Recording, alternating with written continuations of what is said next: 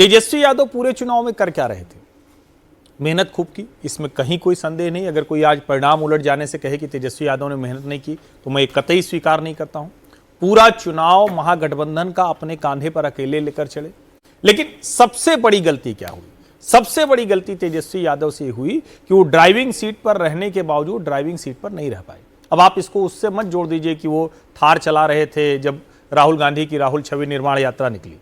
तो राहुल छवि निर्माण यात्रा ने तेजस्वी यादव की छवि पूरी तरह से ध्वस्त कर दी।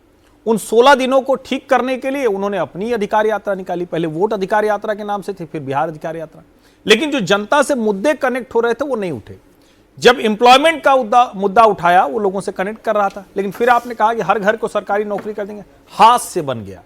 फिर आपके प्रत्याशी के मंच पर तुम कहोगी तो गंवार कहोगी और कट्टा ले लेंगे तो रंगदार कहोगी, इस तरह के गाने चले। हालांकि वो वाली प्रत्याशी जीत रहे हैं जिनके मंच पर यह हुआ था। तो ये फिर लोगों को समझ में आया।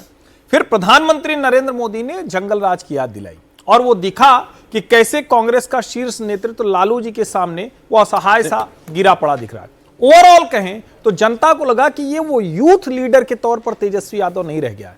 और रही सही कसर पार्टी के प्रवक्ताओं ने टीवी की डिबेट में बहुत अभद्र तरीके से अपनी बात रखते हुए की। ऐसे लग रहा था जैसे टीवी डिबेट में वो लाठी चला रहे हो। इसका भी बड़ा नुकसान। एक व्यूअर मुझे मैसेज भेज रहे हैं कि जरा गिनती आप सही जगह नहीं कर रहे हैं, वो देखिए 91 बीजेपी, 5 हम, 4 आरएलपी और 22 एलजेपीआर, ये होता है 122। बीजेपी सहयोगी के साथ मिलकर बगैर जेडीयू के सरकार बना सकती है, अपना सीएम बना सकती है, वो ये कह रहे हैं नीतीश कुमार के बगैर। इस पर आगे बात करेंगे। 10,000 वोट से पीछे इस बार, ये बड़ी खबर इस वक्त आपको बता देते हैं। तेजस्वी यादव 10,000 वोट से पीछे हो गए। बड़ा मार्जिन यहां पर सतीश यादव ने ले लिया है। 10,000 वोटों से तेजस्वी यादव पीछे हो गए हैं। अब यहां से कमबैक करना क्या तेजस्वी यादव के लिए आसान होगा या मुश्किल में पड़ते हुए तेजस्वी यादव नजर आ रहे हैं? जिस सीट से उनके पिता, उनकी मां और खुद वो जीतते रहे, क्या वो सीट उनको हराने वाली है? क्या ये नई दिल्ली और नंदीग्राम बनने जा रहा है जहां तेजस्वी यादव को हार का सामना करना पड़ेगा? मुश्किल में फंस गए अब तेजस्वी यादव। अमेठी भी बोल दो।